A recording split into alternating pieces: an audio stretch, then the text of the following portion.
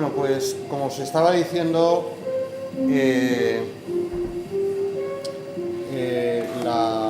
el documental es del año 63. Frédéric Rossif es un director de cine, en fin, del que no se puede decir mucho más. En su época fue esencial su compromiso, y yo creo que también es hijo de su tiempo, porque claro, estamos hablando de los 60 y estamos hablando de Francia, ¿no? Y entonces pertenece a esa parte de Francia que hizo suya también la lucha antifascista en España, porque la tuvieron que vivir también dentro de su propio país muy poco después, y que vieron que las luchas tenían las mismas raíces y las mismas conexiones.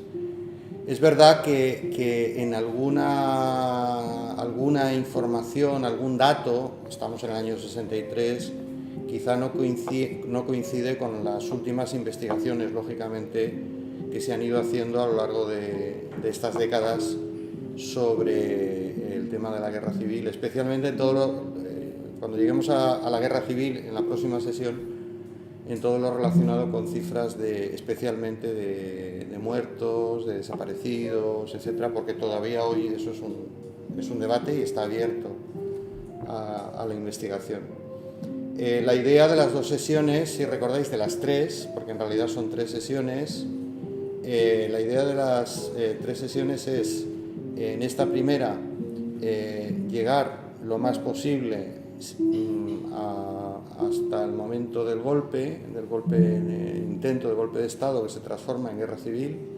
Llegar hasta ahí, más o menos, sería la primera parte. En el documental de Rossif, esta primera parte pasa muy rápido y él entra inmediatamente en la guerra.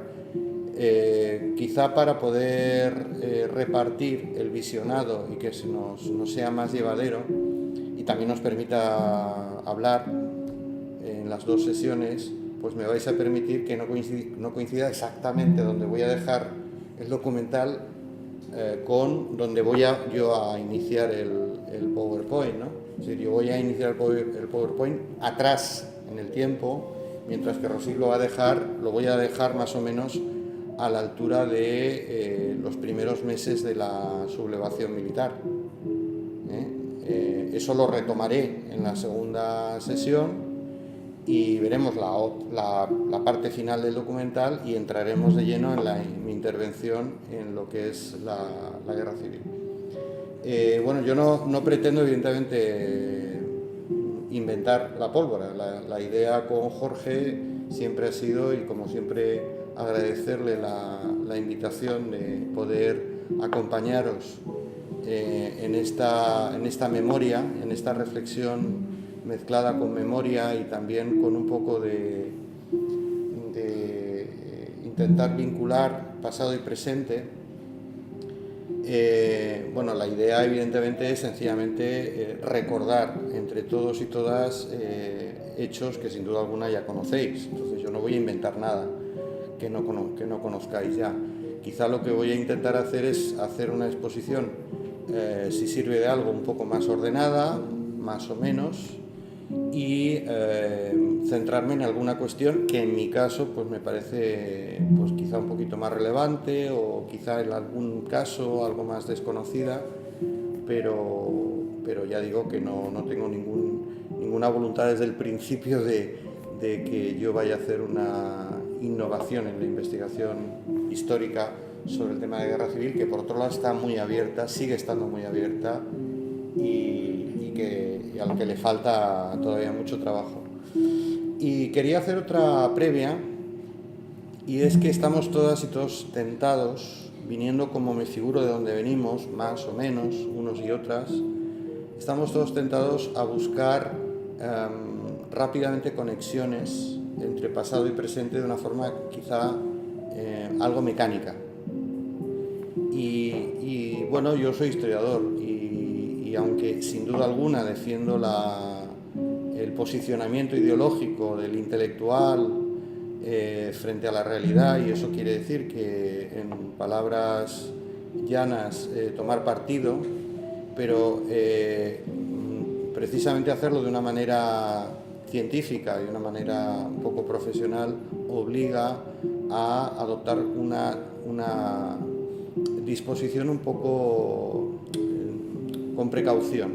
Es decir, no podemos saltar rápidamente del pasado al presente, hacer comparaciones sin matizarlas y sin profundizar un poco en ellas. A pesar de lo cual, sin duda alguna, hay algunos aspectos que sin duda nos van a sonar y vamos a encontrarle también algunos parecidos con la actualidad, y quizá algunas enseñanzas de aquella época nos puedan ilustrar un poco los problemas que también estamos viviendo en esta etapa, que sin duda alguna también es histórica en el amplio sentido del término, ¿no? En algún caso puede ser que algún análisis que nosotros hayamos hecho en otros tiempos sobre la temática de la guerra civil y de la República, no sé si pueda chirriar o pueda no acomodarse bien a lo que creíamos que eran las cosas. Pero eso tampoco es raro, porque en la actualidad, en el mundo actual, en la realidad que nos rodea, en muchas ocasiones nosotros hacemos reflexiones y análisis determinados, creemos que hemos llegado a determinadas conclusiones, y luego la realidad nos demuestra que no siempre es lo que habíamos pensado que eran las cosas. Por ejemplo, lo que eran nuestros partidos o lo que eran nuestros sindicatos o cómo actuaron en un determinado momento de la historia. Entonces esto no es tan extraño. Si esto nos pasa en vida, en nuestro propio proceso histórico, pues evidentemente nos lo vamos a encontrar también en este periodo, ¿no? Entonces, sin más, vemos aproximadamente hasta el golpe de Estado, un poquito más del documental, y yo a través del PowerPoint voy a intentar hacer una exposición más o menos ordenada del periodo de la Segunda República hasta el momento del golpe, y hablaremos un poco, acabaremos, si no se hace muy tarde, pues eso, en las motivaciones, en los sujetos que intervinieron más directamente en el golpe de Estado que acabó en guerra civil.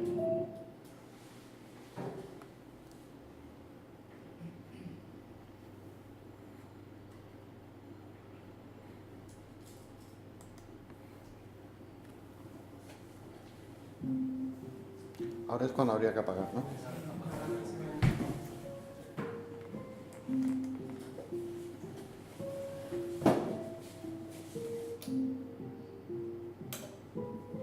Eso será ahí. Esa luz será. Morir en Madrid.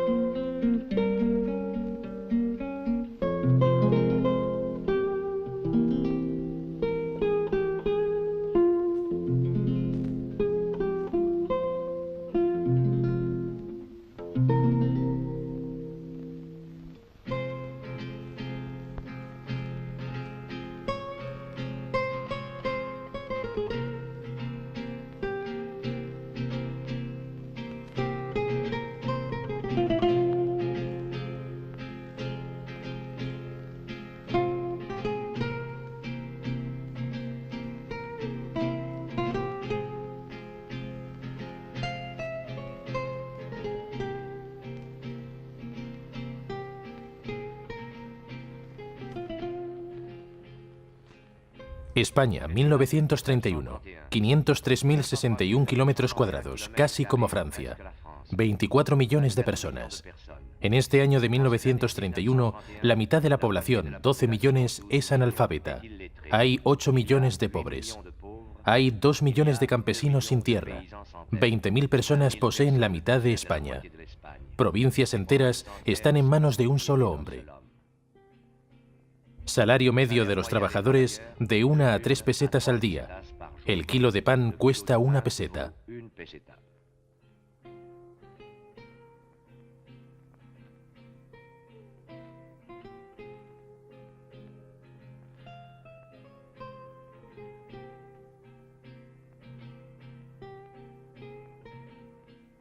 $20.000 religiosos, 31.000 sacerdotes, 60.000 monjas y 5.000 conventos.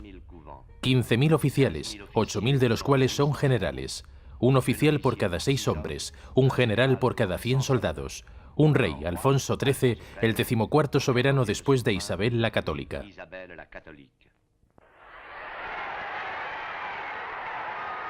El 12 de abril de 1931, los candidatos monárquicos perdieron las elecciones municipales. El rey, Alfonso XIII, se retira. Se instaura la República por sorpresa.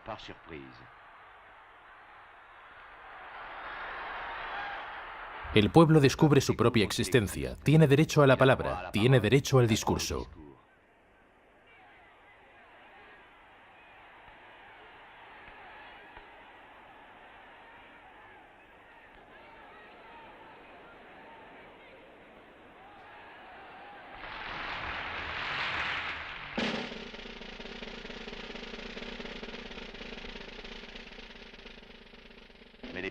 Pero los campesinos siguen sin tener la tierra, los obreros sin tener trabajo.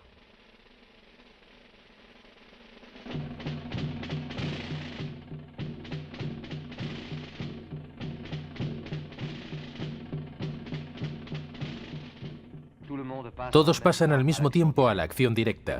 Los monárquicos contra la República, los catalanes por la autonomía, los anarquistas contra el Estado, los campesinos contra la Guardia Civil. La izquierda se organiza, la derecha se endurece. José Antonio Primo de Rivera funda la Falange.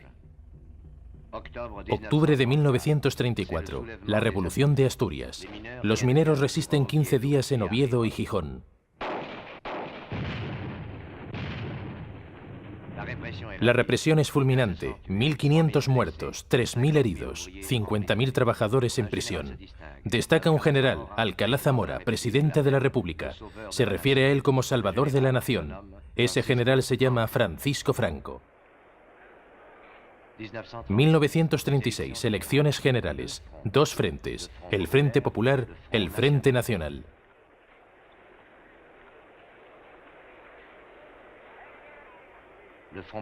El Frente Popular gana con 4 millones de votos contra 3,5 millones de la derecha. Obtiene la mayoría absoluta en las Cortes, el Parlamento español. Por vez primera en España, el Frente Popular llega al poder. Los campesinos se apoderan de las tierras no cultivadas. Los mineros de Asturias son liberados.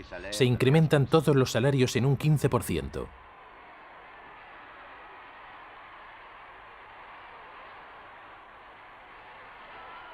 ...200 iglesias destruidas, 300 asesinatos políticos, 130 huelgas espontáneas, 10 periódicos saqueados.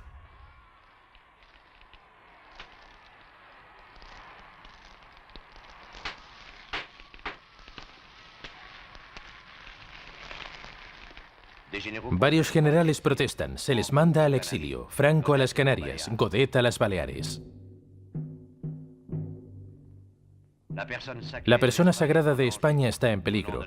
En nombre de la España eterna, los carlistas, los monárquicos, la Falange, unidos bajo el estandarte de la Iglesia, preparan la rebelión. Del ejército en África a los cuarteles de Burgos circulan las consignas del complot. La contraseña: ¡Arriba España!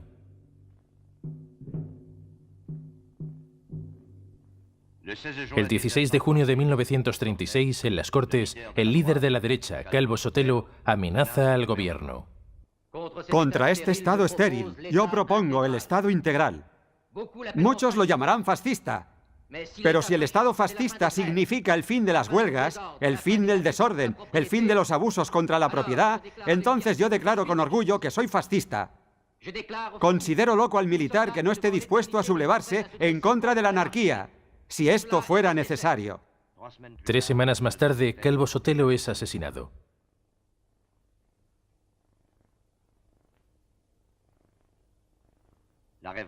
La rebelión ha encontrado su pretexto y su mártir. Madrid, 18 de julio de 1936.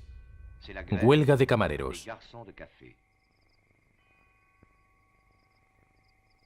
De repente salta la noticia. El día anterior, las guarniciones de Marruecos se han alzado contra la República. Francisco Franco declara en la radio de Tetuán: A cuantos sentís el amor a España, a los que jurasteis defenderla de sus enemigos hasta perder la vida, la nación os llama a su defensa. El ejército ha decidido restablecer el orden en España. Sea por traición, por ardides o por convicción, Sevilla, Algeciras, Córdoba, Granada, Andalucía, Navarra, Oviedo y Zaragoza caen inmediatamente. El País Vasco, Málaga, Barcelona, Madrid resisten victoriosamente y desarman a los rebeldes. Franco declara: España está salvada. El presidente de la República, Manuel Azaña, proclama: la República sigue en pie. En realidad, empieza la guerra civil.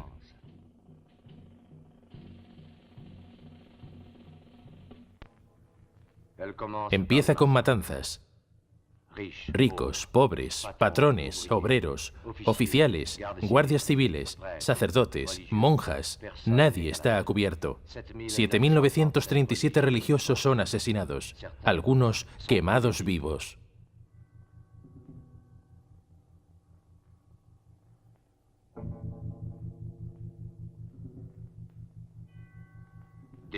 En ambos lados esperaban desde hacía tiempo este momento. En ambos lados se fusila. Hay ejecuciones sumarias.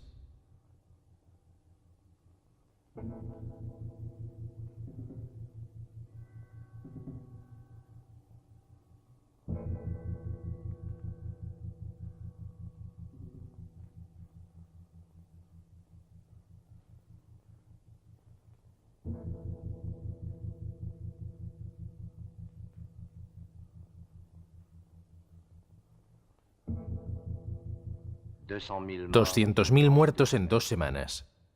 El escritor Saint-Exupéry escribe: aquí se fusila como se tala árboles.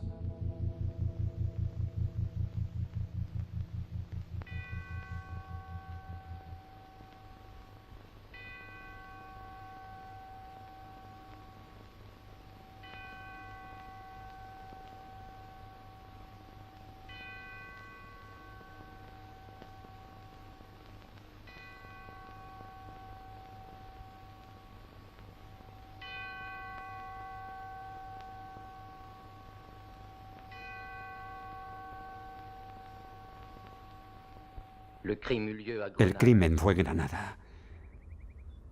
Mataron al que decía: verde, que te quiero verde.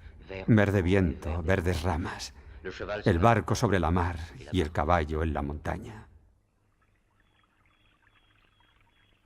Amaba los jardines secretos de Granada.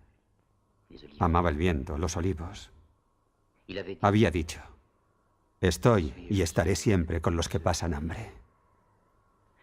Había dicho: si muero, dejad el balcón abierto. Había dicho: la sangre derramada, que no quiero verla. En Granada, en su Granada, fue arrestado, juzgado, condenado a muerte y ejecutado al día siguiente el poeta Federico García Lorca.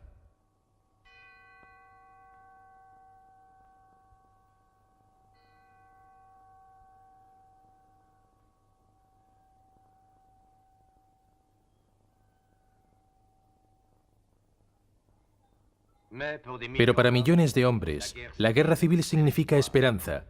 Para los braceros que trabajan 1 de cada 2 días, para los yunteros que se alquilan con sus mulas, para los rabasairas que son expulsados cuando mueren las vides, Para los campesinos gallegos, manchegos, andaluces, extremeños, abrumados por los impuestos desde hace siglos, los impuestos del Estado, los impuestos del amo, el impuesto de la sangre, para todos los que pasan hambre desde hace siglos, todos los que no tienen nada, la guerra civil significa esperanza.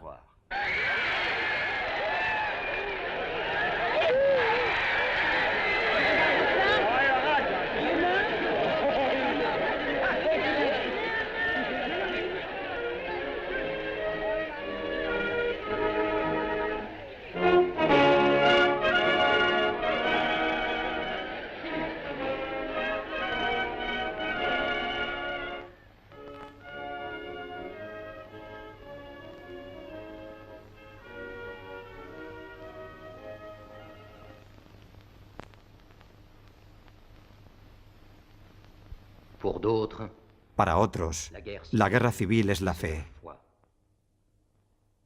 Para los que velan por la España eterna, para los que velan por el imperio de Carlos V y de Cristo Rey,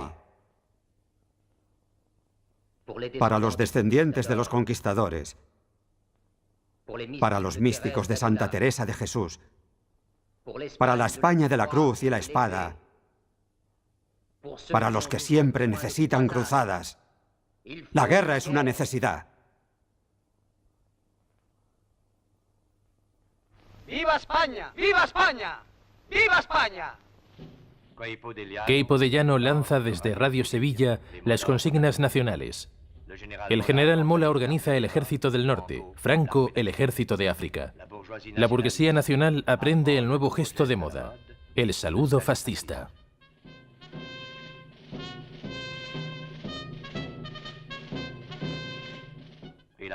Y la mayor fuerza de España, la Iglesia, toma partido abiertamente por la rebelión.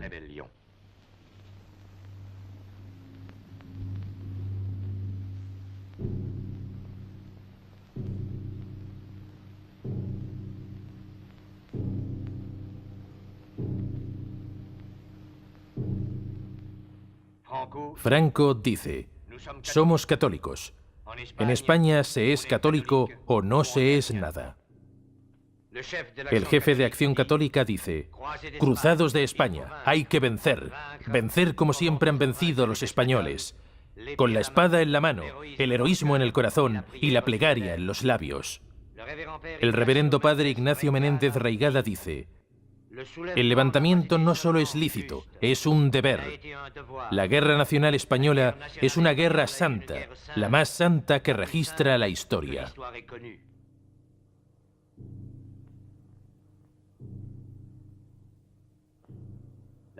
El arcipreste de Burgos dice durante una misa: vosotros que me escucháis, vosotros que os llamáis cristianos, no hay perdón para las destrucciones de iglesias ni para los asesinos de los santos sacerdotes. Que su simiente sea aplastada, la mala simiente, la simiente del demonio. En realidad, los hijos de Belcebú son también los enemigos de Dios. Antes morir de pie que vivir de rodillas. Proclama en Madrid Dolores Ibárruri, mujer de minero, llamada la Pasionaria, diputada comunista. Llama a la unión a los anarquistas de la CNT y de la FAI, a los catalanes de Companys, a los socialistas de la UGT y de Largo Caballero, a los vascos de Aguirre, a los marxistas del POUM, todos unidos como los dedos de la mano. El puño cerrado se convierte en el símbolo de la unidad.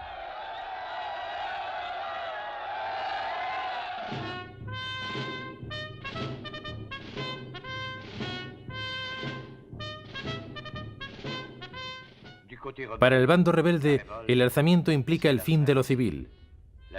La justicia es ejercida por los tribunales militares. La huelga es castigada con la muerte. Los mercenarios musulmanes son unos 40.000. La República ya no tiene ejército. Una multitud de campesinos, obreros, mujeres y niños están dispuestos a defenderla. Votan la resolución siguiente: queremos ser los milicianos de la libertad, no soldados de uniforme. Milicianos sí, soldados nunca. Pero aún así, hay que convertirlos en soldados. En España, todos saben morir. La República debe enseñarles a vivir, enseñarles a vencer. Durruti dice a sus anarquistas: tenemos que posponer muchas reformas. Primero, la victoria. Recién adiestrados, apenas armados, estos combatientes parten hacia el frente, todos resueltos a vencer al fascismo o a morir por la República. Del otro lado, hay que morir por Cristo Rey. Las dos mitades de España se lanzan con ímpetu la una contra la otra.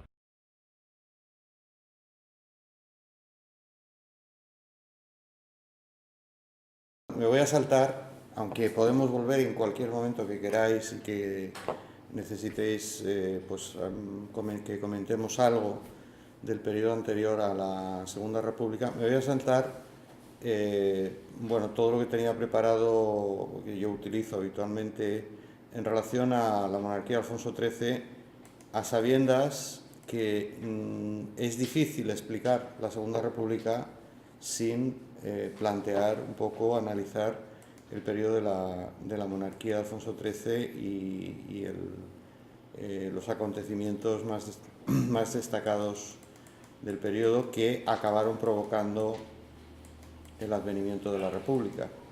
Voy a arrancar los prolegómenos de la instauración de la Segunda República, pero ya digo que podemos dar marcha atrás cuando queráis.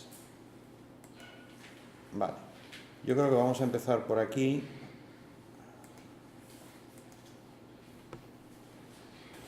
Bueno, voy a arrancar desde la dictadura de Primo de Rivera, entre otras cosas, porque como veréis cuando hablemos del golpe y de las modalidades del golpe, la influencia de la dictadura de Primo de Rivera, de Miguel Primo de Rivera, capitán general de Cataluña, es bastante más notable de lo que normalmente se cree. Básicamente, lo único que quiero recordar de la dictadura de Primo de Rivera es, por un lado, que ocurre prácticamente en paralelo, poco después de la instauración del fascismo en Italia, y que, lógicamente, su modelo inspirador es el modelo fascista italiano, aunque tiene algunas peculiaridades. Por ejemplo, en el caso de la dictadura de Primo de Rivera, el papel tan fundamental del ejército en el proceso político iniciado con la dictadura, ¿no? Cosa que no es exactamente igual en el caso italiano y bastante menos en el caso del nazismo alemán o de otros autoritarismos que se produjeron en la Europa de la época, ¿no? Por otro lado, otra diferencia del fascismo italiano fue el intento fallido de la creación de un partido, la Unión Patriótica, intento fallido porque no llegó a consolidarse. En cierta manera, también es una diferencia, porque en el caso de Italia sí se consolidó. El partido fascista era un partido de masas, y en el caso de Alemania el partido nazi también fue un partido de masas. Por tanto, no coincidió en ese sentido, no supieron hacer esa implantación. En tercer lugar, otra diferenciación es que en la primera fase de la dictadura de Primo de Rivera, el Partido Socialista Obrero Español y la UGT colaboraron con la dictadura. Es decir, la colaboración consistió básicamente, la negociación consistió básicamente en que no serían beligerantes. No es que entraron en el gobierno, no es que estaban detrás de las, decisiones que se fueron tomando, porque de hecho la dictadura supuso en un primer momento la disolución de las Cortes, la sustitución de los representantes también a nivel municipal y provincial, y su sustitución por personas allegadas a la nueva dictadura, pero sí que la negociación con el Partido Socialista consistió en que básicamente la promesa de que esa dictadura iba a traer la paz y el orden en una España muy convulsa. No hemos visto todo lo anterior, pero venimos de una España donde en los años 20, hasta el momento de la dictadura, desde finales de la década anterior hasta el año 23, es la década del pistolerismo, en la que grupos paramilitares armados por la patronal tirotean, apalizan, secuestran, amenazan a dirigentes obreros y campesinos de forma habitual, y que lógicamente provocaron que se formaran grupos de autodefensa dentro de los trabajadores que respondieron también con acciones parecidas, aunque el balance, si viéramos datos, el balance entre las acciones de unos y otros está claramente descompensada a favor de la cantidad de acciones de terrorismo patronal que se pusieron en práctica.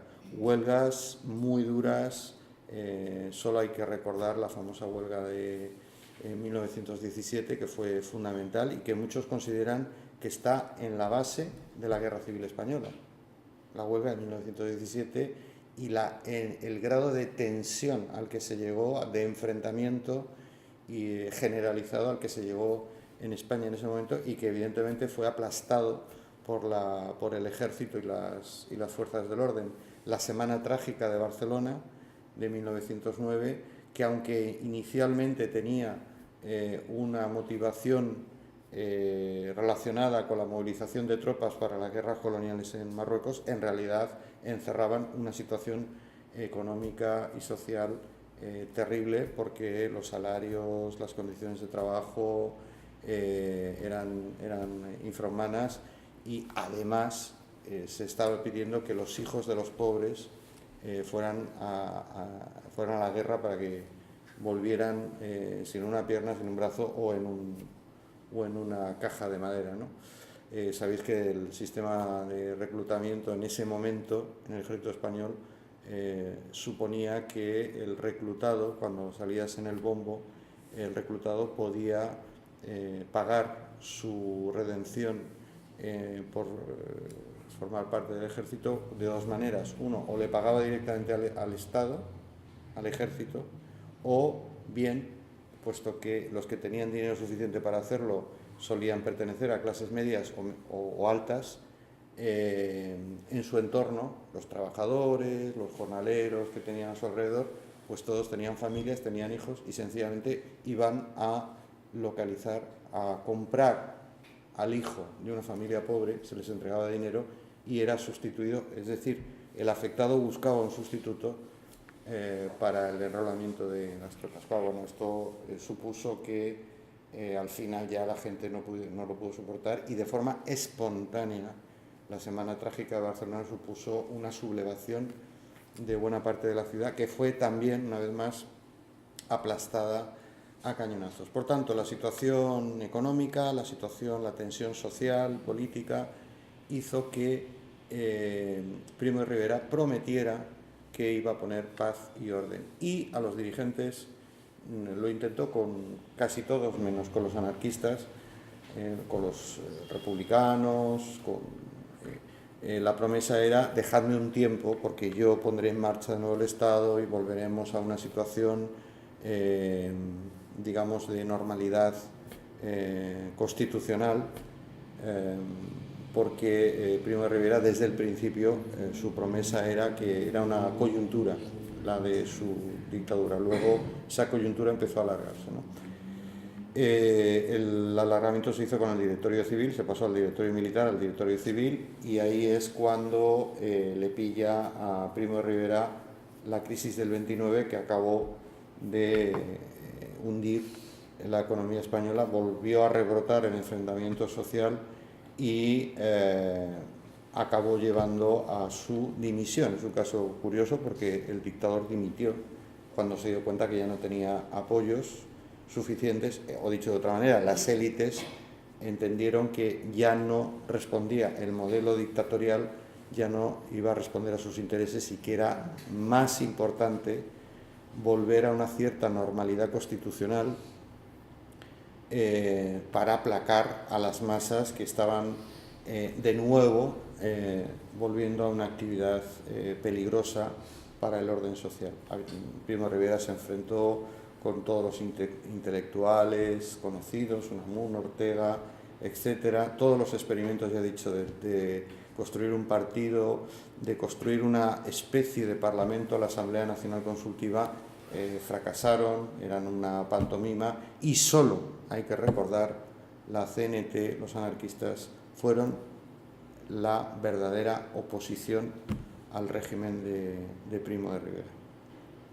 Es la época en la que se crea en el 27 la Federación Anarquista Ibérica, que a diferencia del otro ala de la CNT, que será el ala liderada por Pestaña, mientras una estaba más centrada en la actividad anarcosindicalista y en la reivindicativa, cuando Durruti, Ascaso crean la Federación Anarquista Ibérica, la FAI, ese ala tiene claramente un proyecto político, aunque en un lenguaje anarquista tendríamos que matizar qué entienden ellos por una acción política. Digamos, la acción fundamental está en la acción política para llegar a la revolución y para conseguir el comunismo libertario, mientras que la acción de Pestaña estaba más centrada en el ámbito reivindicativo, en conseguir mejoras a través de la acción reivindicativa habitual. Esa fue la oposición fundamental. Evidentemente, enfrentamientos tuvo, como he dicho, con los intelectuales, etc. Cuando Primo de Rivera dimite, se pasa de la dictadura a la dictablanda. Es decir, el general Berenguer primero y después el almirante Aznar tienen el encargo de volver a esa normalidad constitucional que supuestamente encauzaría al país de nuevo en la senda anterior. Pero el plan era elecciones municipales, elecciones provinciales y elecciones generales. Elecciones a Cortes, que serían Cortes constituyentes, porque la Constitución vigente hasta ese momento, de 1873, era una Constitución en esos términos ya caduca y que necesitaba remozarla, pues, con una orientación básicamente con el modelo británico, ¿no? Que tenía mucho eco entre los monárquicos de la época. Ni Berenguer ni Aznar consiguieron calmar la situación. Veis que los dos gobiernos se llevan un mes y será Aznar el que prepare las elecciones municipales. Aquí tenéis a Primo, al rey, a la primera junta designada de generales. Bien, cuando la operación se empieza a poner en marcha de vuelta a la normalidad constitucional,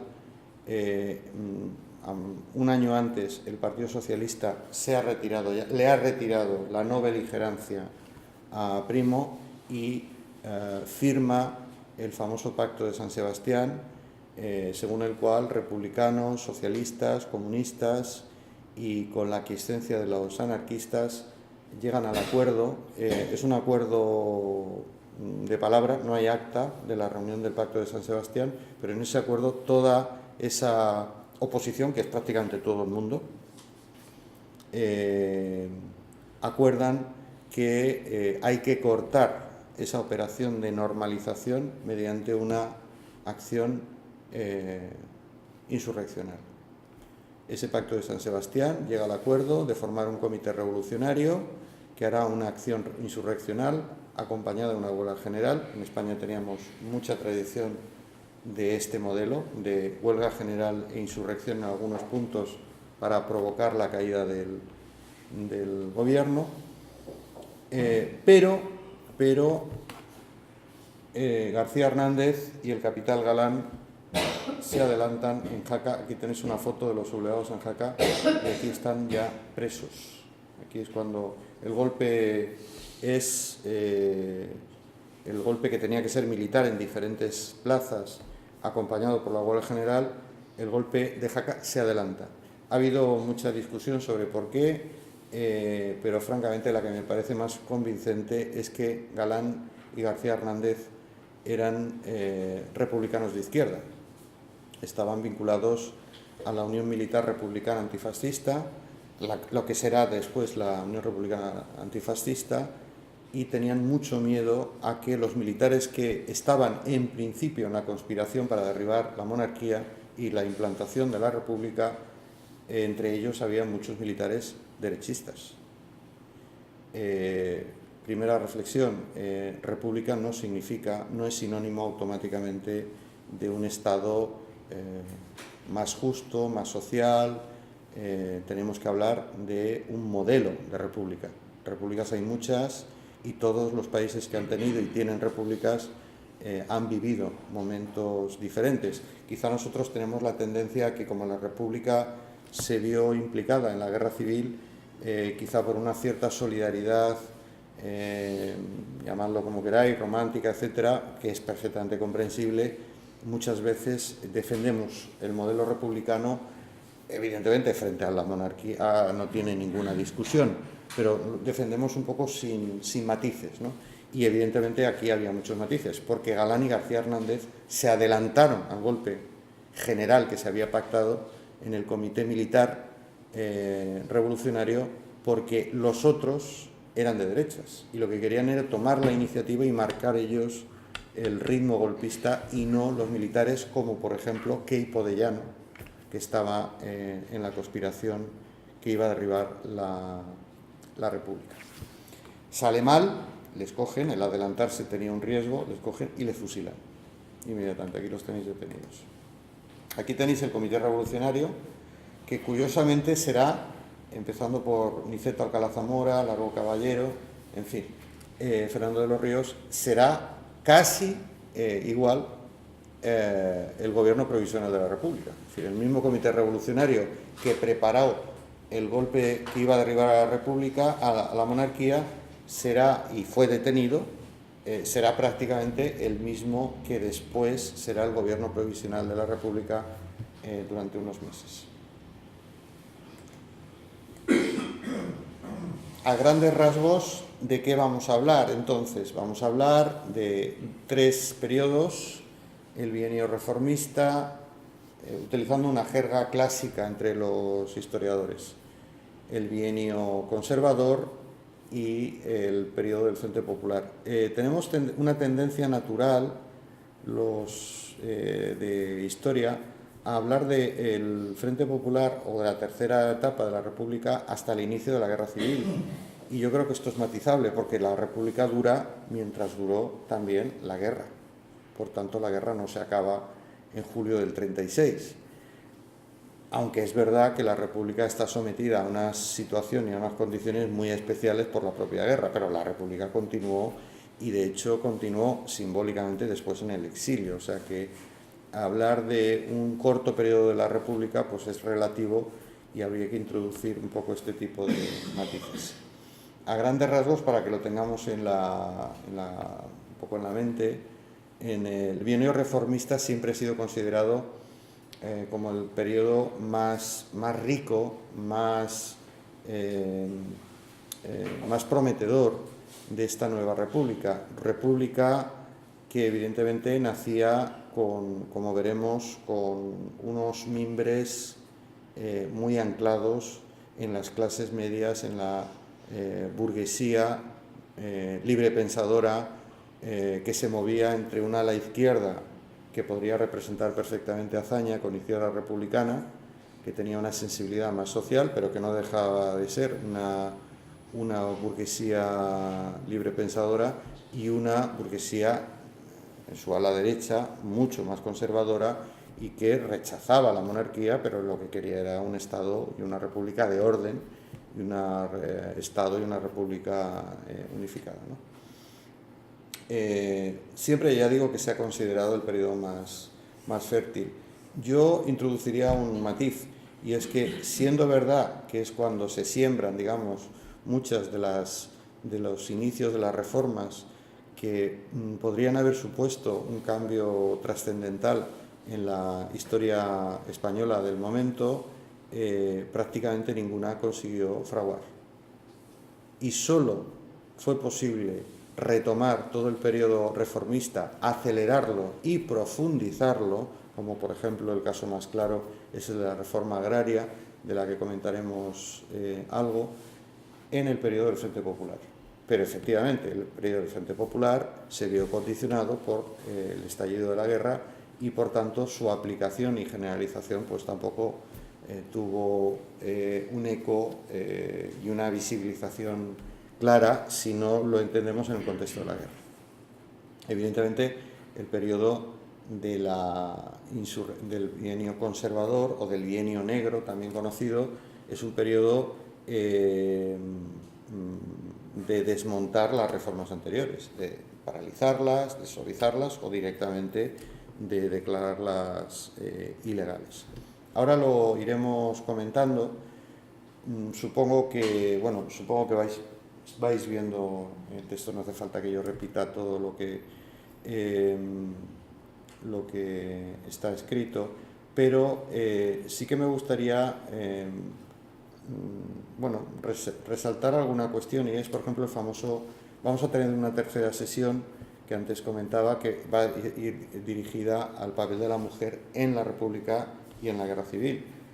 En esa tercera sesión, sin duda alguna, va a salir el tema del voto femenino y el debate que hubo dentro en ese momento. Yo no me voy a extender, pero sí que es un elemento interesante porque probablemente de los países europeos no hubo un debate tan político y a la vez, como consecuencia, tan social, tan cultural, sobre el por qué la mujer debía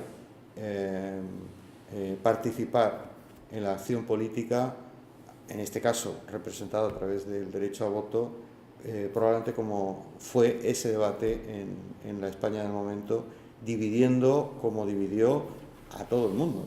Es decir, porque a favor y en contra estaban, por supuesto la derecha estaba toda en contra, pero la izquierda de la época estaba totalmente dividida. Es decir, te encontrabas a favor y en contra de un lado y de otro, prácticamente a todo el mundo. Y es curioso cómo las lideresas del movimiento que fue aglutinando a los diferentes sectores favorables, en este caso al voto femenino, pues viniera del Partido Radical y no precisamente del Partido Socialista, ¿no? Por ejemplo. Pues tenían mucho miedo a que ese voto pudiera acabar inclinando la balanza de las próximas elecciones, que de hecho ocurrió. No digo que fuera la acción del voto femenino, pero sí es verdad que hubo un cambio del sentido de voto muy importante. Pero también es que había otros factores que influyeron en que el voto se orientara hacia la derecha en el bienio conservador. Bueno, esta es la avenida de los... una foto de la avenida de los exiliados en el momento de las elecciones, que me recordaba la llegada de Lenin a San Petersburgo del exilio, cuando se había producido la Revolución de Febrero, ¿no? Las elecciones municipales, como ya os decía antes, estaban pensadas dentro de un plan de normalización constitucional. Sale mal, básicamente por dos motivos. En primer lugar, porque votar contra la monarquía en abril de 1931 aunaba a sectores muy diversos. En lo absoluto se puede pensar que toda la gente que votó contra la monarquía y por la república eran de izquierdas, en lo absoluto. Citaba antes a Queipo, pero había mucha clase media y mucha burguesía, pequeña y mediana burguesía, que clarísimamente tenían una opción muy clara contra la monarquía, porque ya hemos visto que, básicamente porque había apoyado la dictadura, pero es que también venía de toda esa tradición de justicia social, de apoyo a la guerra de Marruecos, etcétera, etcétera, y eso tanto las clases populares como la propia burguesía no se lo perdonaban a Alfonso XIII. Por tanto, ahí en este bloque había mucha gente que no era precisamente de izquierdas, especialmente un bloque de los partidos republicanos. De hecho, hay varios dirigentes que se hacen republicanos en esta coyuntura. Eran monárquicos y se hacen republicanos y votan en contra. Uno de los mitos, y también es lógico que salgan en los documentales, un poco más antiguos, es que se ganan las elecciones. No se ganan las elecciones. Prácticamente se empata, pero no se gana. Lo que pasa es que el voto republicano afectó a un electorado muy cualificado y que todo el mundo era consciente de que lo era. Básicamente las grandes ciudades, bueno, lo que eran entonces grandes ciudades, ¿no? Prácticamente de toda España. Y luego, cuando entre el 12 y el 13 de abril, rápidamente Alfonso XIII hace consultas, entre ellos con Sanjurjo, que luego tendrá un papel muy destacado. Los sectores importantes del ejército tampoco lo apoyan, porque saben que enfrentarse a la mitad de la población, si lo vemos esquemáticamente, significa evidentemente una guerra civil, hubiera significado una guerra civil, a pesar de que hubo llamamientos a dar un golpe de Estado institucional, es decir, que la propia monarquía sacara el ejército a la calle y contraviniera los resultados de las propias elecciones, etc. El propio Sanjurjo dijo no a Alfonso XIII. Por tanto, el mito de que Alfonso XIII se va, hace las maletas porque no quiere, como dice el texto que redacta, no quiere que corra sangre española, no quiere que por él, eso es absolutamente falso. El texto existe, pero él estuvo haciendo consultas para sacar al ejército a la calle. El problema es que le dijeron que no había fuerza, que no había condiciones para desencadenar lo que podía ser una guerra civil. Se ha hablado de las hordas marxistas agitando la bandera tricolor, etcétera, etcétera. Bueno, hemos visto que las masas eran muy diversas, con intereses y objetivos diferentes, y además es que la celebración y la proclamación de aquel 14 de abril de la República se hizo de una manera espontánea. Por eso Rossif utiliza el término en el documental la República por sorpresa, la République par surprise. Por sorpresa, porque es que estos republicanos habían intentado hacía prácticamente un año un golpe insurreccional para derribar a la monarquía. Les había salido mal y estaban en el reflujo. Es decir, estaban en muy malas condiciones para intentar derribar a la monarquía de una forma insurreccional y ni prácticamente de ninguna manera. La huelga general había salido mal, el golpe había salido mal, etcétera, etcétera. Cuando llegan las elecciones es un regalo y es más la coyuntura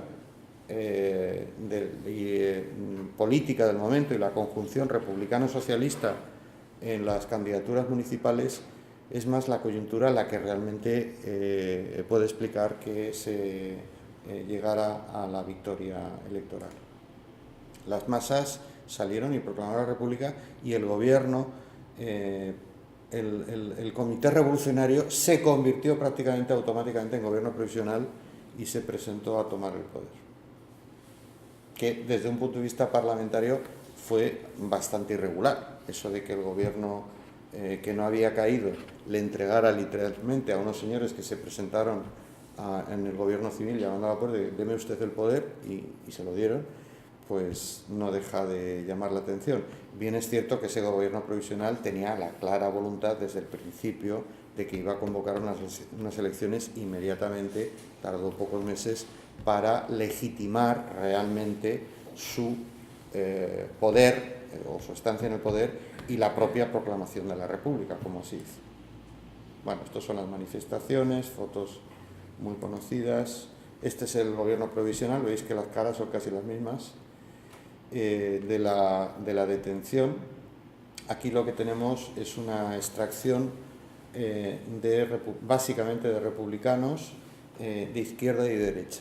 Están todos, empezando por Niceto Alcalá Zamora, que era católico, de un partido republicano liberal católico, un partido de orden, un partido que por supuesto tenía poco que ver con lo que pudiera. Está Lerroux, que va a tener un papel muy determinado, y estaban republicanos de izquierda como Aznar.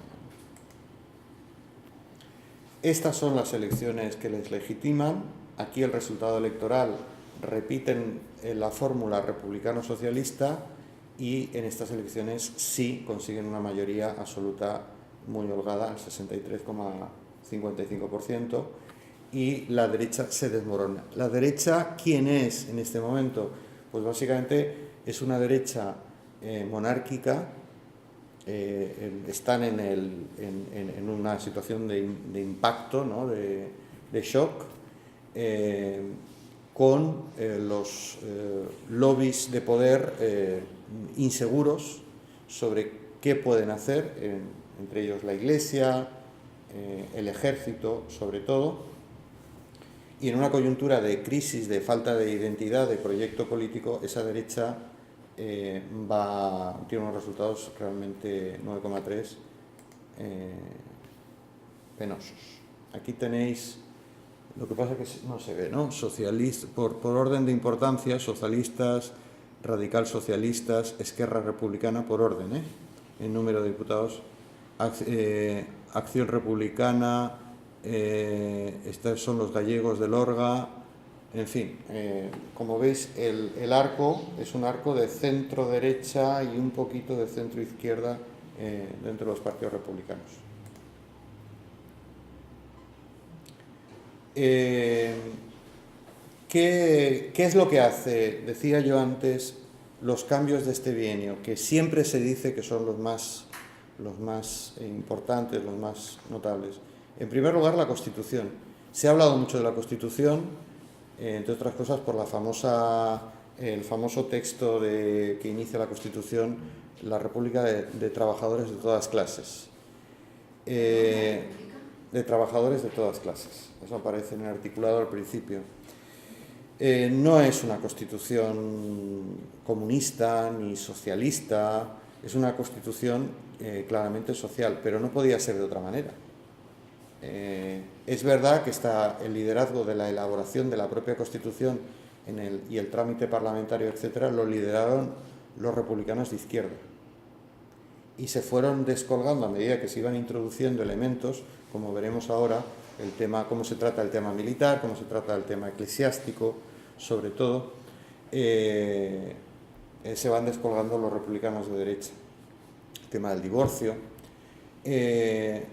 Lo lideraron los republicanos de izquierda, pero eso no quiere decir que en conjunto la Constitución la podamos identificar como una Constitución comunista o una Constitución de esas características. Es verdad que tiene un planteamiento social que básicamente gira sobre todo en dos factores, ¿no? En primer lugar, el tema de la reforma agraria introduce en la propia Constitución, es una Constitución muy prolija, que no deja cosas sin atar, y eso hace que de hecho los debates fueran muy complejos y muy largos.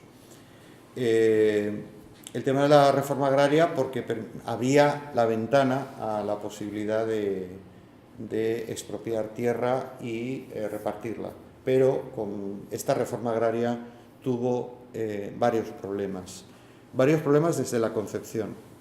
En primer lugar, era una reforma agraria que solo contemplaba la posibilidad de expropiación a los grandes de España, a la élite de la nobleza española, sin indemnización. Con indemnización a los demás, y ahí, por ejemplo, llegó incluso a afectar alguna expropiación, no fue general, pero llegó a afectar alguna expropiación de algunas tierras de medianos propietarios, no de grandes propietarios, que ha sido entendida un poco de una forma de actuar un poco torpe, porque sobre todo en el caso de Galicia y en el caso de Castilla la Vieja, Castilla-León, hizo que sectores de medianos propietarios cayeran un poco en manos de lo que después sería el Partido Agrarista y en general gentes de la CEDA de las derechas, ¿no? Del Partido de las Derechas. No preveía, es decir, que a la hora del reparto de tierras, la expropiación sin indemnización, que es yo considero que es la auténtica expropiación, porque lo otro no deja de ser una especie de intercambio, comercial, era en su origen discutible. Luego se creó un instituto de la reforma agraria, el IRA, pero no tenía dotación económica. Y claro, el IRA fue durante todo este bienio una de las espadas de Damocles para repartir tierra entre los campesinos pobres. Recordáis, 2 millones de campesinos sin tierras y aproximadamente 8 millones de campesinos con muy pequeñas propiedades. No hemos visto una tabla que tenían aparte de la monarquía, pero más o menos las estadísticas son esas. Si algo hubiera tenido que reformar este primer bienio, tendría que haber sido la reforma agraria. Sin embargo, la historia de la reforma agraria fue dilatar en el tiempo el reparto de tierras. Se repartieron muy pocas tierras, ahora veréis algún dato de lo que se repartió en el primer bienio y lo que repartió en muy poco tiempo la época del Frente Popular. Y eso se debió, por un lado, tanto al colapso parlamentario, porque las derechas se hincharon a poner zancadillas parlamentarias, como por el miedo, por la cautela en las expropiaciones, los procesos previamente de trabajo, de levantar datos, de investigar exactamente. La expropiación solo se podía hacer sobre tierras que no fueran productivas o que se demostrara que estaban mal cultivadas. Entonces eso es lo que se repartía. Luego había un debate en la reforma agraria. El ala sindical, básicamente UGT y CNT, quería repartos de tierras colectivos. Lo que quería era crear cooperativas o que directamente formaran parte de tierras del Estado que cultivaran los campesinos de forma cooperativa, pero que fueran tierras del Estado. Es decir, la tendencia socialista anarquista pensaba más en una opción más colectiva en el reparto de tierras. Sin embargo, la que se impuso fue la republicana, por tanto la burguesa, que era reparto de tierras individuales. Pretendían hacer, yo creo que tenían en la cabeza el modelo francés, una especie de clase media rural, de pequeños y medianos propietarios que serían la base social y electoral de los republicanos en España, teniendo en cuenta que estamos hablando de una economía en la que el 60% de la actividad económica estaba centrada en el campo, ¿no? Por tanto, el tema de la reforma agraria fue una reforma fallida y que en lo absoluto puede considerarse como bien llevada por parte de este gobierno, primera etapa de la República. La segunda cuestión que yo quiero matizar es en el tema del ejército. La reforma del ejército, que además la hizo Azaña, es verdad que claro, era tocar al demonio, ¿no? Es decir, ¿quién toca al ejército? El objetivo era adelgazar el ejército. Habéis oído algunos datos. La reforma de Azaña supuso pasar de 27.000 a 8.000 oficiales. Sabéis la cantidad de oficiales, es decir, era un ejército con una gran cabeza y con unas piernas muy pequeñitas, que eran los soldados. Es decir, claro, eso se debe no a una mala planificación, se debe a que los militares profesionales tenían buenos sueldos y tenían un estatus social mucho mayor que la burguesía media o la clase media de la época, y por tanto lo fomentaron al máximo la creación de esa cantidad de oficialidad en el ejército. Y luego de generales de 50 a 21. Bien, bueno, se eliminaron algunos consejos, que esto era pura parafernalia, consejos supremos de Marina, los tribunales de honor. Ellos tenían un sistema para resolver las cuestiones internas del ejército, las juzgaban ellos mismos por su cuenta, sin papeles y sin tribunales. Elegían casi a mano alzada quién tenía que juzgar al compañero y tomaban las decisiones. Esto se eliminó. Todo esto es verdad. Es verdad que también la Academia Militar de Zaragoza, que era un búnker del ala africanista dentro del ejército, dirigida por Franco. Los africanistas eran los militares que habían pasado o que habían venido de la guerra colonial de Marruecos y que venían con una tradición militarista terrible, muy agresiva, muy violenta, sin respetar un poco las normas, entre comillas, estándar militares, y como ya veremos en la guerra civil, que luego aplicaron de una forma contundente. Por ejemplo, una norma de la guerra colonial era no dejar prisioneros.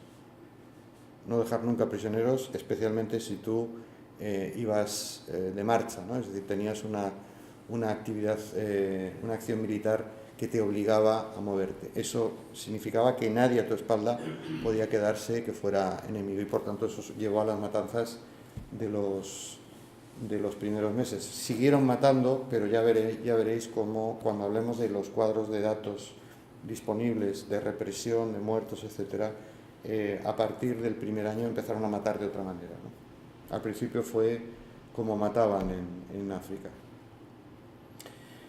¿Cuál es el problema que yo le veo a la reforma del ejército militar de Azaña? Pues sencillamente que no cambió el ejército. Lo adelgazó, pero no lo cambió. Y a sabiendas de que muchos de estos altos oficiales que todavía seguían en activo después se iban a volver contra la República. Sí fue más consecuente con las relaciones, la división de la relación Iglesia-Estado, la reivindicación laica, con alguna prudencia. La disolución de la Compañía de Jesús fue en lo que se quedó la reforma que inicialmente estaba pensada, que era literalmente disolver las órdenes religiosas, como de hecho ya se había hecho en tiempos en el siglo XIX en nuestra historia española, en la época entre las desamortizaciones. Entonces, de disolverlas a disolver una de las más militantes, que eran los jesuitas. Sabéis que era el tema este de el no reconocimiento de la autoridad civil, y por tanto política del Estado, y someterse solo a la autoridad del Vaticano, de otro Estado, y que por tanto era considerado Estado extranjero, ¿no? Sin duda alguna, la mejor reforma de todas fue la reforma educativa. Sí se llevó a ejecución una parte muy importante del proyecto de la reforma educativa. Es la época en la que se han construido más escuelas, incluido la actualidad, más escuelas nunca, en las que se han formado más maestros, y además, como ya se ha constatado por expertos en historia de la educación, seguramente la mejor reforma educativa que ha tenido España jamás. Esta seguramente fue la de más éxito.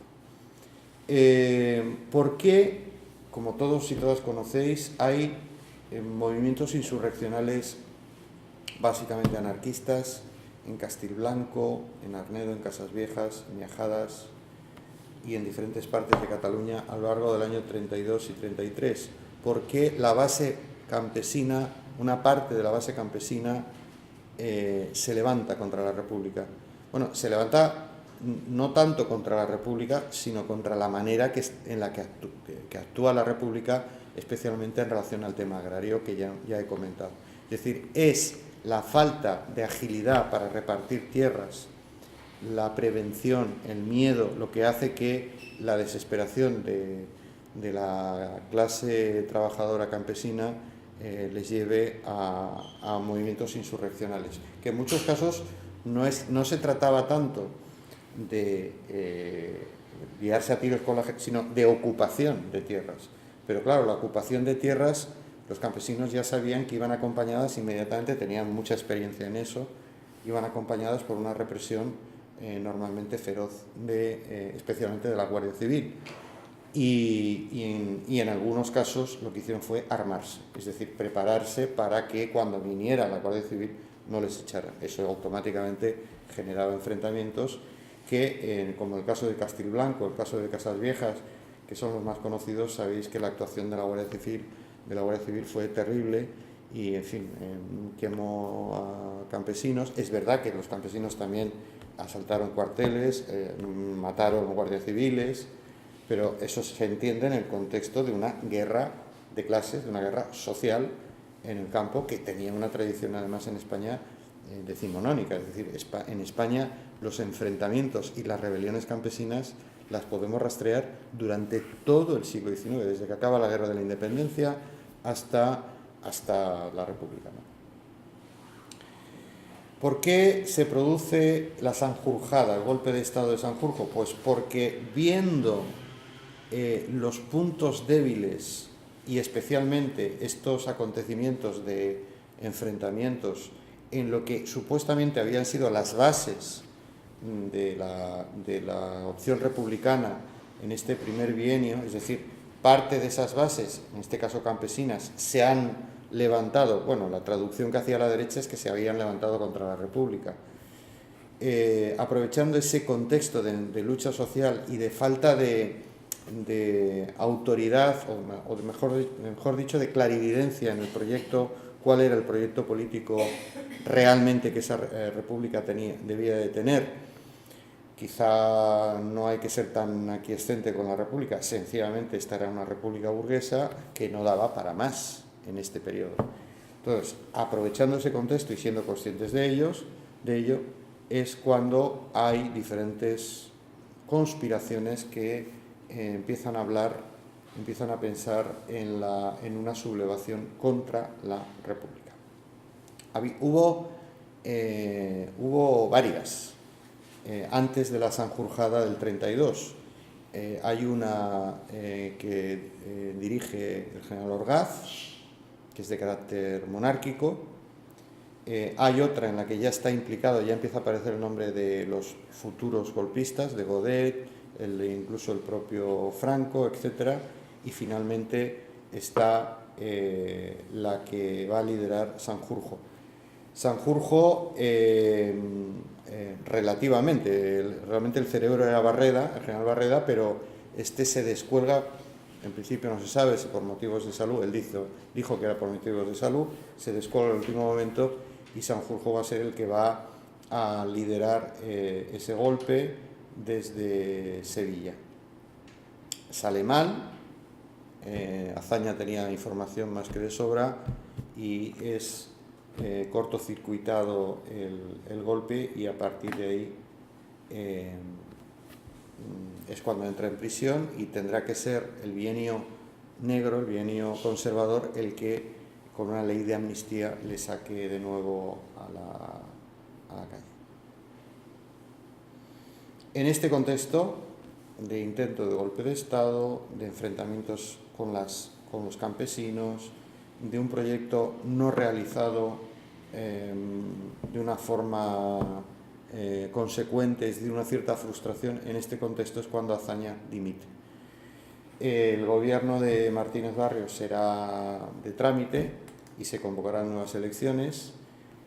Entre medias, en este periodo, el Estatuto de Autonomía de Cataluña, con una amplísima mayoría. Ahora, nosotros hemos tenido y tendremos el debate del tema del Estatuto. Cuando se hizo el referéndum del Estatuto de Cataluña en el año 31, quizás los motivos podían ser básicamente a lo mejor parecidos o similares, pero hay un dato muy curioso y es que el referéndum se hizo en Cataluña, no se hizo en el resto de España como se ha planteado. Es verdad que con los resultados de Cataluña, si salían positivos, tenían luego que pasar por las Cortes Generales, pero el referéndum claramente era en Cataluña. Lo digo como curiosidad. En este periodo también se dan, al principio, sobre todo de la proclamación de la República, la quema de conventos. Esto ha sido un argumento de mucho peso entre las derechas acerca de la reacción. Incluso Rosif saca escenas de quemas de conventos, de sepulturas abiertas, Bueno, esto ocurrió, fue grave, fue muy grave, se destruyó patrimonio cultural, fueron asesinados algunos sacerdotes, fue destruido muchas iglesias, bueno, bastantes iglesias, pero no fue un fenómeno generalizado en toda España. Es decir, que siendo en sí mismo una reacción muy grave, en lo absoluto se puede considerar como que prácticamente se pusieron todas las iglesias patas arriba, ni mucho menos. Y hay que entender que esta reacción, que fue espontánea, de las masas fue el resultado del papel que la Iglesia había tenido históricamente también en España. Es decir, una posición de vínculo al poder, de aprovecharse del poder, de aprovecharse de la gente. Y entonces, este tipo de reacciones tampoco es nuevo en la historia española. Este tipo de reacciones tenemos muchos casos en el siglo XIX, donde lo primero que hace la población, especialmente de las ciudades, no del campo, porque en el campo la influencia de la Iglesia era mayor. Entonces la gente, aunque tuviera sus porqués, le resultaba más difícil ir a quemar la iglesia de su pueblo. Pero en el medio urbano, con un nivel de alfabetización mayor, con mayor experiencia política, más organizados y sin ese apego, ese vínculo con la iglesia, pues este tipo de acciones tampoco... Y hay una larguísima tradición. Es decir, una de las primeras cosas que se hace es quemar la iglesia, o por lo menos sacar los archivos, muchos de ellos estaban en las iglesias, y quemarlos, o emprenderla de alguna manera, en el fondo simbólica, con la institución eclesiástica católica que ha tenido históricamente un papel tan adverso, ¿no?, con la población. ¿Por qué quemar los archivos? ¿Por qué quemar los archivos? Porque parte de esos archivos eran útiles para el control de propiedades, los datos Entonces, si tú quemabas los archivos, esta era una práctica muy, muy habitual entre los anarquistas, muchos de los archivos no estaban en un registro civil, sino que estaban en las iglesias. Y eso estaba vinculado con la identificación de propiedades, de identidades, etc. Si tú quemabas los archivos, todo eso desaparecía. Esta es una foto os decía, la reforma educativa, las misiones pedagógicas, que tuvieron un papel tan importante, aunque muy voluntarista, y hay que decir, yo soy enseñante, de poco impacto. Voluntarista, de poco impacto, pero sí es verdad que al menos mostró otra manera posible de hacer las cosas, como era un voluntariado, como era llegar a medios rurales donde no llegaba la cultura, no llegaban las bibliotecas, no llegaban las escuelas. O sea, tuvo un impacto muy relativo, pero simbólicamente sí que tuvo un papel. ¿Pero partían del Estado o eran movimientos voluntarios? No, las misiones pedagógicas sí eran del Estado. Lo que no era del Estado, por ejemplo, era la barraca. Y hubo otras experiencias de ese estilo, eran particulares. Si me preguntaras la distancia que hay entre querer hacer un voluntariado cultural, lo llamaríamos con palabras actuales, y hacerse notar en los medios de comunicación porque tú has promocionado tu misión pedagógica, la distancia a veces es difícil de establecer. Pero es verdad que tuvieron un impacto importante. Se apuntaron no solo García Lorca, se apuntaron muchos intelectuales a este tipo de acciones, y bueno, pues por lo menos pusieron en los periódicos las necesidades que había en el campo, sobre todo en el campo español, ¿no?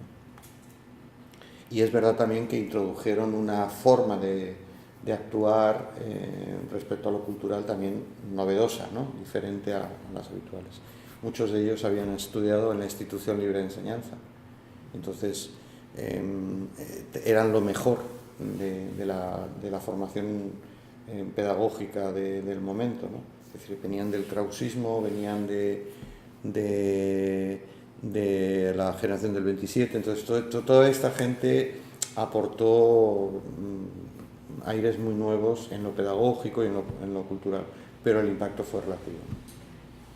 La reforma del ejército, no me detengo, las propiedades, estos eran los grandes, ¿no? Estos serían un ejemplo de los grandes de España. Esto sí que fue una expropiación, como Dios manda, nunca mejor dicho, porque estos eran además la mayor parte de las hectáreas pues eran zonas de caza, eran zonas donde pastaban reses, pero nada más. Y esto sí se expropió. Esto se expropió, a todos los grandes se expropiaron. Sin indemnización. Sin indemnización. Bueno, ya se lo habían cobrado, ¿no? Sí, lo tenían. Lo cobrándose los 200. Bien, tenéis el esquema aquí, no me voy a detener incultas, mal cultivadas, etcétera, ¿no? Los sin indemnización y los con indemnización. Y ya digo que el debate está en el modelo, el tipo de propiedad que se quería promocionar como resultado de la reforma agraria. Ahí y es donde yo creo que estaba el debate, y ese debate, digamos, pasó de puntillas y en cierta forma sigue pasando de puntillas en los que hablamos de estos periodos históricos. Fijaros. ¿Podrías indicar a grandes rasgos cómo los grandes de España consiguieron sus patrimonios? Los grandes de España heredaron en su inmensa mayoría sus propiedades rústicas, aunque muchos de ellos también, cuando se produjo la desamortización, sobre todo la de Mendizábal, pero también la de Madoz, compraron tierras. Lo que pasa es que compraban tierras en las subastas públicas, añadiéndolas a las que ya tenían. Y ellos miraban el mapa y decían, de la zona donde yo ya tengo mis fincas y mis propiedades, ¿qué zonas se subastan? Y entonces lo que decían era añadir. Entonces, ¿Y la herencia? Es decir, ¿de dónde proviene el ducado de Alba, el origen de su grandeza? Bueno, la inmensa mayoría viene de la Baja Edad Media. Y cuando se produce la conquista cristiana, que no reconquista, sino la conquista cristiana en la Baja Edad Media, el rey de Castilla, sobre todo, también en menor medida el rey de la Corona de Aragón, en menor medida, pero sobre todo el rey de Castilla se apoya en las órdenes militares lideradas por la alta nobleza y se apoya en la Iglesia, que en cierta forma van a tener el mismo papel, se apoyan en ellos. Entonces, cuando se consiguen territorios andalusíes, cuando se llega el momento del reparto, las grandes tajadas se las quedan ellos. Entonces, luego, a través de la herencia, esos patrimonios han ido acumulando, ¿no? Y la única fase en la que compran, ya digo, es en las desamortizaciones. Supongo que no sé exactamente cuánto tenían antes y cuánto pudieron comprar en las desamortizaciones, pero sin duda alguna la mayor parte del patrimonio venía de atrás. Fijaros en el 36 la diferencia de las hectáreas repartidas por el Instituto de Reforma Agraria. ¿Esto a qué se debió? Pues se debió de que cuando se produce el advenimiento del Frente Popular, se ha producido la Revolución de Asturias en el 34, se ha producido en carne propia lo que significa el desmontaje de todas las reformas que se habían intentado en el primer bienio. Teniendo en cuenta todo eso, cuando llega el Frente Popular se pone a repartir tierras a un ritmo bastante, a pesar de lo cual no hubieran sido suficientes para solucionar el problema de los jornaleros, de los campesinos sin tierra en España, pero el cambio es notable, ¿no? Se agilizaron los trámites, todos los estudios previos se agilizaron, se dio por buena la ocupación de las tierras que ya estaban haciendo desde el primer momento en el que triunfa el Frente Popular en el 36, se dan por buenas las ocupaciones de tierras, todos los rebasaires, toda la gente todos los que tenían en régimen de colonato, de alquiler, digamos, tierras, se suspenden los pagos a los dueños y se les entrega expropiadas con créditos a larguísimo plazo. En fin, se hace un mecanismo mucho más ágil para el reparto de las tierras. Esto es lo de Castilblanco, lo de Casas Viejas. Esto va acompañado en todo este periodo con una crisis económica muy importante. Os decía, la crisis del 29, periodo 29-33, crisis de la caída de las exportaciones. Esto se traduce en la bajada de los salarios en España en todo este periodo. La República tuvo la mala suerte también, no solo en el contexto político, los fascismos en Europa, sino en el contexto económico, la crisis del 29. Entonces, peor momento, la verdad es que no pudo elegir para intentar tirar adelante. De todas formas, yo creo que en historia tampoco se puede decir que hay buenos y malos momentos. Hay buena o mala política para afrontar los momentos que sean, ¿no? No se puede atribuir solo al mal momento, porque si no le estaríamos casi dándole la razón a algunos partidos actuales que hablan de los recortes en función de si el momento es bueno o es malo. El movimiento huelguístico en el 33-34 básicamente baja, esto lo he comentado con mis alumnos alguna vez, pero baja no porque no haya muchas cosas que reivindicar, sino porque la represión era muy dura. Es el periodo del bienio negro, del bienio conservador, la represión era durísima, entonces las huelgas bajan por eso, no es porque no hubiera muchas, sino porque era muy difícil ponerse en huelga y muy costoso, ¿no? En muchas ocasiones te jugabas la vida, ¿no?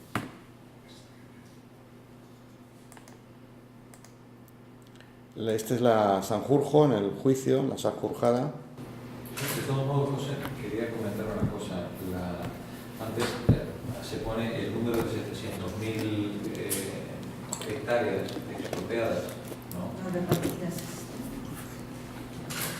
Bueno, es digamos, es lo que se expropia. Aquí, decías. Un poquito antes. La tierra. Ahí. No, cuando no 700.000, parece que eso es que se rompe España, ¿no? Vamos a ver, esos son un trocito de tierra de 80 kilómetros por 80 kilómetros. Sí, vamos a ver, tampoco es que se dejara a esas criaturas sin posibilidad de subsistencia. Es algo verdaderamente pequeño desde el punto de vista del propietario expropiado, como desde el punto de vita del que lo va a usufructuar. Fueron muy prudentes. ¿Cómo? Excesivamente prudentes fueron. Claro, es una minucia, considerando que además lo que se expropiaba eran tierras que estaban sin utilización, ¿no? No es normal porque miramos el presidente. Claro. Era algo simbólico, fue algo más simbólico que otra cosa. Esto es un poco por lo del contexto político que yo os comentaba. Fijaros, la ocupación de Manchuria por los japoneses en el 32, es decir, el imperialismo japonés, la maquinaria en marcha, o la ocupación de Somalia y de Libia por Mussolini, ¿no? Es decir, es un contexto internacionalmente muy adverso. Y luego, como ya veremos más adelante, ese contexto político le jugó ya una fatal pasada en plena guerra civil a la República, sobre todo con la Alemania nazi, ¿no? El bienio conservador, lo que os decía, paralización, ley de amnistía para los golpistas, la Sanjurjada, paralización de la ley de arrendatarios catalana. La ley de arrendatarios catalana, que fue una de las primeras cosas que hicieron, además, cuando llegan al poder en este bienio conservador, lo que había hecho el primer bienio era suspender el pago de los arriendos. Es decir, ellos podían seguir trabajando en las tierras y se suspendía hasta que se aclarara todo el proceso de reforma agraria.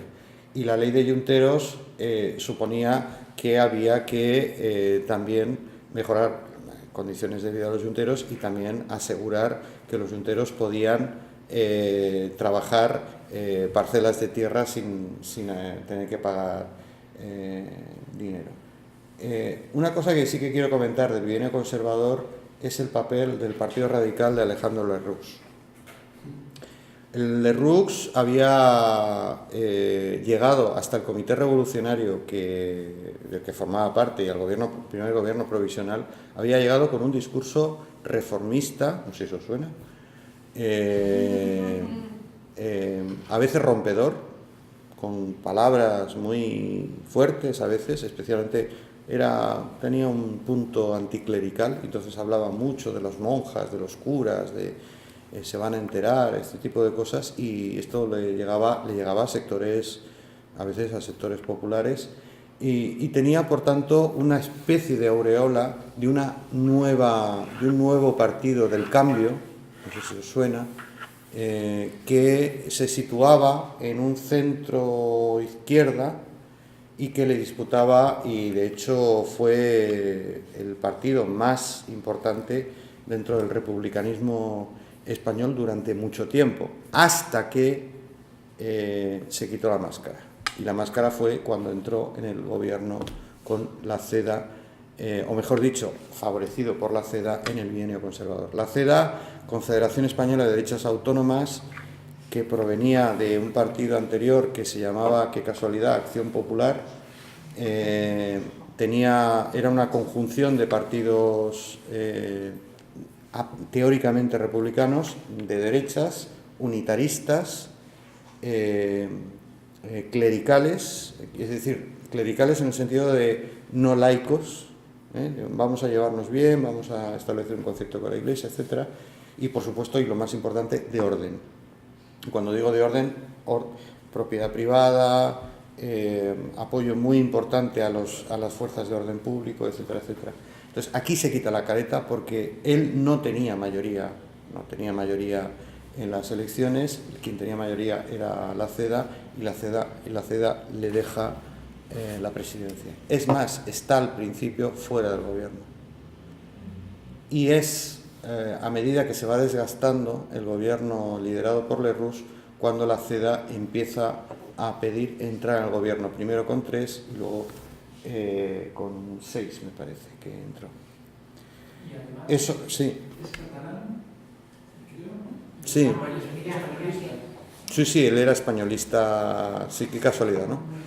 Casualidad. Es el espejo en el que se mira. Suena, ¿no? No, yo no quiero establecer parámetros, líbreme Dios. Esto es hablar de historia. Pero la entrada de la CEDA, en el contexto que os comentaba antes de lo de Manchuria, lo de Libia, etcétera, en ese contexto, la entrada de la CEDA y luego el papel que en el 34 estaba teniendo ya Hitler en Europa, en ese contexto, la CEDA había sido invitada al Congreso de Nuremberg. Y Gil Robles había venido absolutamente encantado de lo que había visto en el Congreso de Nuremberg del partido nazi, ¿no? Cuando entran en el gobierno es cuando toda la oposición republicana de izquierdas, socialista, comunista y anarquista, toma la decisión de que eso hay que cortarlo de alguna manera. Lo que hace que dimita Lerroux y entra en crisis el gobierno es el famoso caso del extraperlo. Supongo que sabéis, extraperlo no es por el extraperlo en castellano, sino es por Strauss y Perle, que le proponen un caso de corrupción que, comparado con lo que ocurre hoy en día, esto era un juego de niños, porque eran máquinas trucadas en casinos que se iban a repartir por todo el país y que le proponían a los dirigentes que facilitaran la introducción de estas máquinas. Esto es un juego de niños comparado con lo que estamos viendo todos los días. Por esto Lerroux, cuando saltó a los medios de comunicación, por esto Lerroux dimitió y convocó elecciones. En fin, por cierto, una curiosidad, el interlocutor en la negociación de esta corruptela era el hijo de Alejandro Lerroux, por eso Lerroux se vio afectado directamente porque era su hijo, y otro de los interlocutores era un hijo de Vicente Blasco Ibáñez. Por eso no digamos nunca que en nuestra casa no pueden pasar cosas, pueden pasar en cualquiera. Pero eso era crear oportunidades de negocio. Sin duda, sin duda.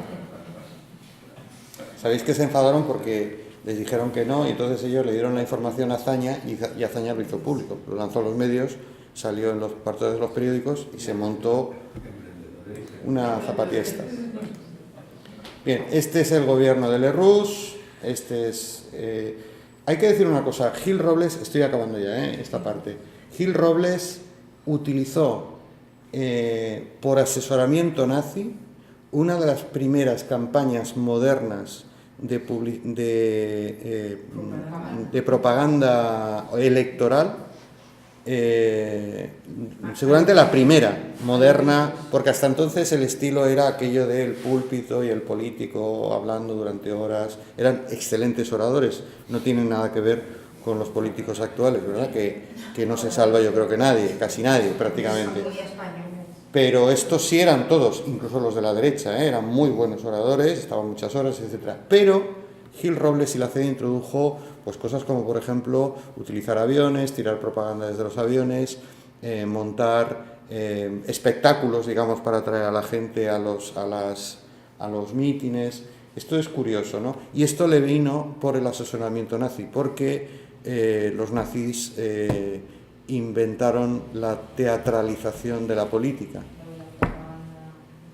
Y eso lo supieron hacer, ¿no? Eso es lo que les llevó al poder, entre otras cosas. Por cierto, hablando de Hitler, en el 33, esta es la huelga revolucionaria que intentan en el 34, cuando suben los ministros de la CEDA. Recordáis, sabéis que el plan era huelga general, movimiento insurreccional en las grandes ciudades, hay descoordinación. Nunca se ha aclarado si había un comité militar revolucionario, porque se suponía que sí, pero no parece. Y los únicos que de forma autónoma sí que consiguieron el éxito insurreccional fue en Asturias. Quiero recordar que ahí, aunque esa consigna estaba extendida por toda España, la idea de UHP, Unión de Hermanos Proletarios, esa consigna encerraba un proyecto de unidad de acción de todas las fuerzas obreras y de izquierdas en cada localidad. Por tanto, este modelo de unión de acción, es decir, unión para hacer algo, aunque seamos diferentes, cosa que a veces a las izquierdas nos cuesta un poco entender, ¿no? Unirnos para hacer alguna cosa, aunque seamos diferentes. Esto permitió a la UHP en Asturias conseguir hacerse con el poder sin demasiados problemas. Es decir, asaltó cuarteles, hizo con armas y sobre todo la dinamita de los mineros, y es cuando por primera vez Franco va a poner en marcha lo que después, como ensayo, lo que después va a hacer en la guerra civil, y es con sus legionarios y con sus regulares y a cañonazos aplastar la rebelión de Asturias.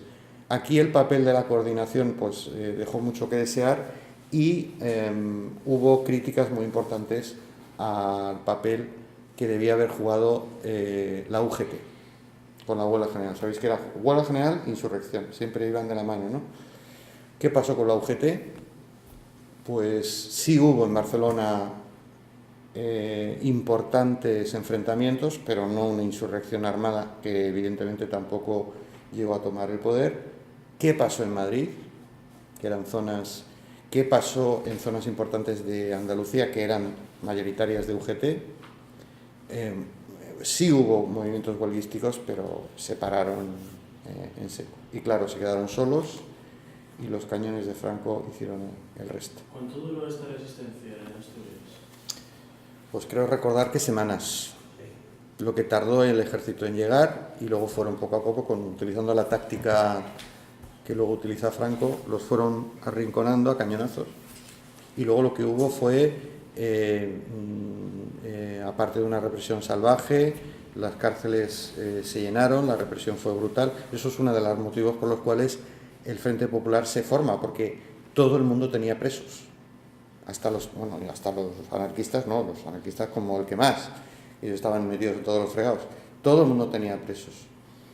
Y había habido muchos muertos. Entonces, el Frente Popular, en cierta forma, se creó no tanto porque a alguien se le iluminara una bombilla y dijera la unión de la izquierda o del centro izquierda es la solución. No, es que tenían un asunto muy importante que resolver, y es que había que sacar a la gente de la cárcel.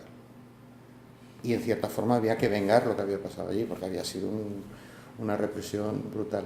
La guerra civil probablemente empieza en Asturias. No empieza en el 36. Estas son las reivindicaciones. La represión, la gente detenida, Se pusieron en juego, en la Revolución de Octubre en Asturias, se pusieron en juego prácticamente todos los mimbres que después van a ser utilizados en la Guerra Civil. Por supuesto, la Generalitat de Companys se declaró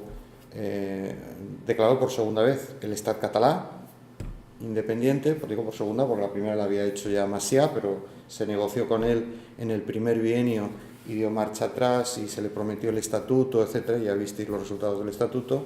Aquí Companys, cuando se produce el movimiento insurreccional, en Cataluña fue fuerte también, aquí aprovecha y vuelve a declarar el Estat catalán. Claro, cuando acaba el movimiento y se produce la represión, detienen a todo el gobierno, suspenden la Generalitat, etc. Hasta el propio Azaña, que no le pudieron pillar en nada, siempre se dice de él, no estaba metido en nada, hombre, estaría metido hasta las cejas, lo que pasa es que no le pudieron pillar en nada, pero hasta él fue detenido. Esta foto está en un crucero, no está de crucero, está preso en un barco de guerra, que le va a visitar Marcelino Domingo.